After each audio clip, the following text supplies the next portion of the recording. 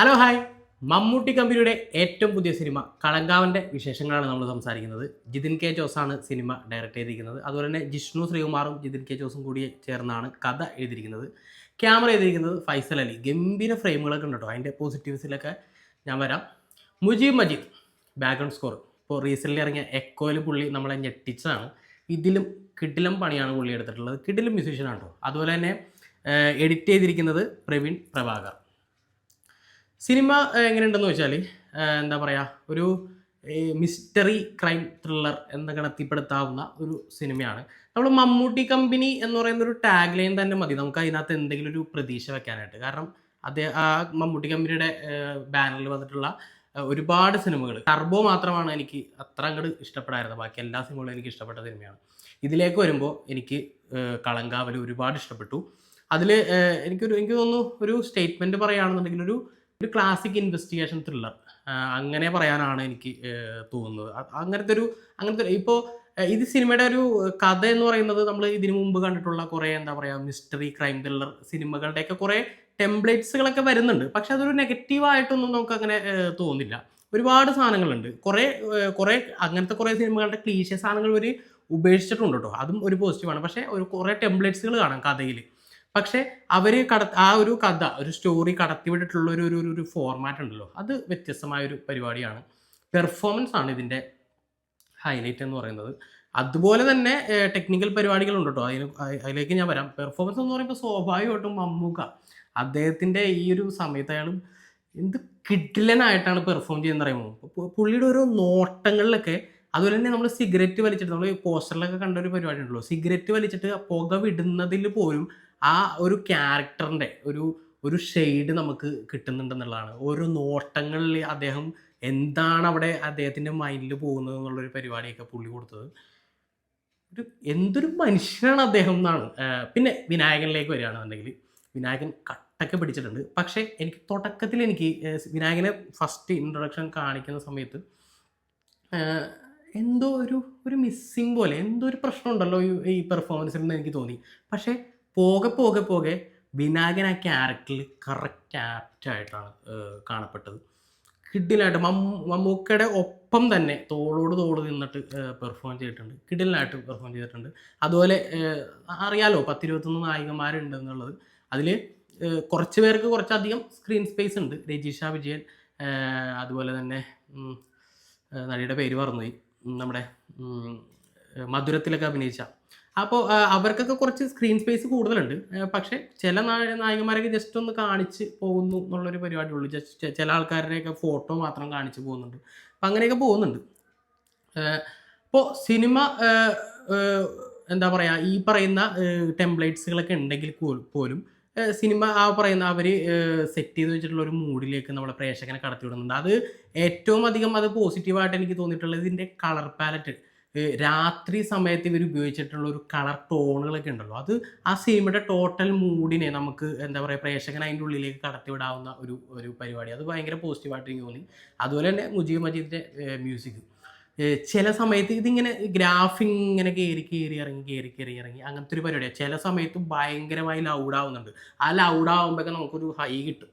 പ്രത്യേകിച്ച് first half ഇൻ്റർവെല്ലിൻ്റെ സമയത്ത്. Interval block കിട്ടില്ല, ബ്ലോക്കാണ്. നമ്മൾ കൈയടിച്ച് പോകും ആ സമയത്ത്.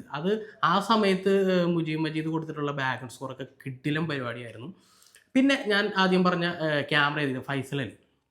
അദ്ദേഹത്തിൻ്റെ ക്യാമറ ചില സമയത്ത് പ്രത്യേകിച്ച് ഫസ്റ്റ് ഹാഫിൽ എന്താ പറയുക ചില ആക്ടിവിറ്റീസിലൊക്കെ ഉണ്ടല്ലോ, അങ്ങോട്ട് ഓടുന്നതും പരിപാടിയൊക്കെ, അങ്ങനത്തെ ചില സാധനങ്ങളൊക്കെ സിംഗിൾ ഷോട്ടിൽ കട്ട് ചെയ്യാതെ അവരെടുത്തിട്ടുണ്ട്. അത് നല്ല രസമുള്ള ചില സമയത്ത് നമ്മൾ സിംഗിൾ ഷോട്ടുകളൊക്കെ 10-11 മിനിറ്റൊക്കെ ഉള്ള സിംഗിൾ ഷോട്ടുകളൊക്കെ നമ്മൾ ഈ കാലത്ത് കാണുന്നുണ്ട്. പക്ഷേ അതിനേക്കാളൊക്കെ എന്തൊക്കെയോ ഒരു രസം ഇതിൽ ഈ പറയുന്ന സിംഗിൾ ഷോട്ടിലൊക്കെ കാണാൻ എനിക്ക് പറ്റിയിട്ടുണ്ട്. പ്രത്യേകിച്ച് വിനായകൻ്റെ സീനുകളിലൊക്കെയാണ് അത് കൂടുതൽ കൊടുത്തിട്ടുള്ളത്. അങ്ങനത്തെ കുറേ പരിപാടികൾ എന്താ പറയുക, ഈ സിനിമയുടെ ഒരു ത്രെഡ്, ഞാൻ സ്പോയിലർ ആവും എന്നുള്ളതുകൊണ്ട് ഞാൻ കൂടുതൽ പറയുന്നില്ല. ചെറിയൊരു സാധനം മാത്രം പറയാം. എല്ലാവരുടെ ഉള്ളിലൊരു മൃഗമുണ്ട് അല്ലേ. ഇപ്പോൾ എന്താ പറയുക, ഇതിനകത്തൊരു സ്റ്റേറ്റ്മെൻറ്റ് അവർ പറഞ്ഞിരിക്കുന്നത് പട്ടിയും പൂച്ചയും പോലെ തന്നെ ഒരു മൃഗമാണ് മനുഷ്യനും. അപ്പോൾ ഇവർക്ക് എന്താ പറയുക, ഈ മൃഗങ്ങൾക്ക് ഒരു കിക്ക് കിട്ടുന്ന എന്തെങ്കിലും ഒരു സംഗതി അവർക്ക് അവരുടെ ചെറുപ്പകാലത്തിലൊക്കെ ഉണ്ടെങ്കിൽ മനുഷ്യനും അതുപോലെ തന്നെയാണ്. ചെറുപ്പകാലഘട്ടത്തിൽ എന്തെങ്കിലും ഒരു കിക്ക് കിട്ടുന്ന എന്തെങ്കിലും സാധനം ഉണ്ടെങ്കിൽ അവരതിൽ ആ ഒരു മൂഡ് പിടിച്ച് അവരത് തുടരും. എന്താ പറയുക, നിയമത്തിൻ്റെ പഴുതുകളുണ്ടെങ്കിൽ അതിൽ കൂടെ മുന്നോട്ട് പോകും എന്നുള്ളൊരു പരിപാടിയുണ്ട്. അത്രയും ഞാൻ പറയുന്നുള്ളൂ, സ്പോയിലർ ആവുന്നുള്ളതുകൊണ്ട്. അത് ഈ സിനിമയിൽ അവർ ഗംഭീരമായിട്ട് കാണിച്ചു തരുന്നുണ്ട്. 2 കഥാപാത്രങ്ങളെ എന്താ പറയുക, ആ 2 കഥാപാത്രങ്ങളുടെ ഷെയ്ഡുകളിലുള്ള സാമ്യത എന്താ വെച്ചാൽ ഒരേപോലെയുള്ള ഷെയ്ഡ് ഈ 2 കഥാപാത്രങ്ങൾക്കുണ്ട് എന്നുള്ളത് ഒരു ഘട്ടം കഴിയുമ്പോൾ നമുക്ക് സിനിമ കാണുന്ന പ്രേക്ഷകന് മനസ്സിലാവുമ്പോൾ നമുക്കതിലൊരു ഒരു ഒരു കിക്ക് കിട്ടുന്നുണ്ട് കാണുമ്പോൾ. ഒരു പ്രത്യേക പരിപാടിയാണല്ലോ. അതുകൊണ്ടാണ് ഞാൻ ആദ്യം സൂചിപ്പിച്ച ഒരു ക്ലാസിക് ഇൻവെസ്റ്റിഗേഷൻ ത്രില്ലർ എന്ന് പറയുന്ന ഒരു ടെംപ്ലേറ്റ് ഞാൻ ഒരു വാചകം ഞാൻ സൂചിപ്പിക്കാനുള്ള കാരണം.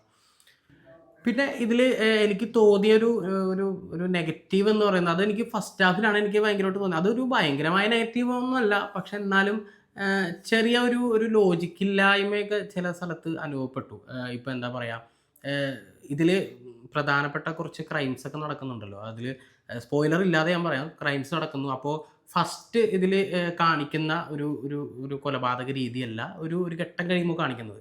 അപ്പോൾ ഈ ബോഡിയൊക്കെ എന്ത് ചെയ്തു എന്നുള്ളൊരു ചോദ്യം ഉണ്ടല്ലോ. ആ ചോദ്യത്തിൽ നിന്നൊരു ഒരു ലോജിക്കില്ലായ്മ വരുന്നുണ്ട്. പിന്നെ സ്വാഭാവികമായിട്ട് ഈ ഈ ഈ പറയുന്ന ലോജിക്കില്ലായ്മ പ്രധാനപ്പെട്ട ഒരു വിഷയമായിട്ട് വരുന്ന മറ്റൊരു സംഭവം, ഏഹ് ഈ ഈ പറയുന്ന ക്രൈംസ് ഒക്കെ നടക്കുന്ന ഏരിയകളൊക്കെ ഒരു എന്താ പറയുക, ഒരു പൊതു ഇടമായിട്ടാണ് കാണിച്ചിട്ടുള്ളത്. ആ പൊതു ഇടത്തിലൊക്കെ അങ്ങനെ ഒരു ക്രൈംസ്, കാരണം അത്രയും വലിയ കുറേ പരിപാടികളൊക്കെ നടക്കുന്ന ഒരു സ്ഥലത്ത് ആളുകളൊക്കെ ശ്രദ്ധിക്കില്ലേ എന്നുള്ളൊരു സംഭവം. ഇത് ഈ സിനിമയിലാണെന്നുണ്ടെങ്കിൽ അങ്ങനെ ചുരുളഴിയാതെ ആരും അറിയാതെ പോകുന്നൊരു പരിപാടിയാണ് ഈ ക്രൈംസൊക്കെ.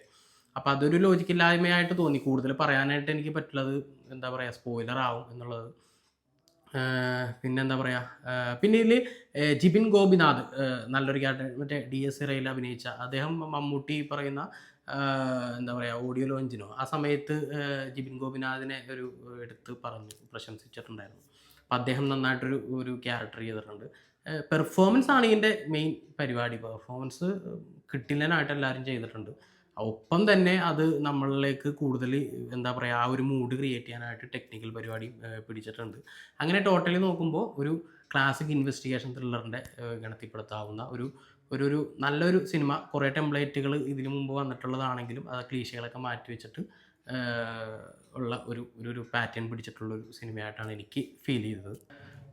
പിന്നെ തംബ്നെയിലിൽ ഒരു പക്ഷേ എന്തുകൊണ്ടായിരിക്കും അങ്ങനെ ഒരു ക്യാപ്ഷൻ കൊടുത്തിട്ടുണ്ടാവുക എന്നുള്ളത് നിങ്ങൾ ചിന്തിച്ച് കാണും. അത് ഇപ്പോൾ നിലവിൽ നടന്നുകൊണ്ടിരിക്കുന്ന ഒരു പ്രധാനപ്പെട്ട ഒരു സംഭവവുമായി ബന്ധപ്പെട്ട് എനിക്ക് സിനിമ തുടക്കത്തിൽ എനിക്ക് അങ്ങനത്തെ ഒരു ഷെയ്ഡ് എനിക്ക് തോന്നി. അപ്പോൾ അതൊരു തമാശ രൂപേണ ഇട്ടതാണ്. അപ്പോൾ നിങ്ങൾക്ക് സിനിമ എങ്ങനെയുണ്ടെന്ന് അനുഭവപ്പെട്ടെങ്കിൽ അത് കമൻറ്റിൽ താഴെ രേഖപ്പെടുത്തുക. മറ്റൊരു സിനിമയുടെ വിശേഷമായിട്ട് വരാം.